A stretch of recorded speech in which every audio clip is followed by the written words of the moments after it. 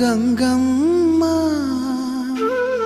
కృష్ణమ్మకు చెప్పమ్మ కష్టం కలిగించొద్దని, యమునకు చెప్పమ్మ సాయమునకు వెనకాడొద్దని, గోదారికి కావేరికి ఏటికి సెలయేటికి కురిసేటి జడివానకి దూకే జలపాతానికి నీతో బుట్టులందరికీ చెప్పమ్మా మా గంగమ్మ.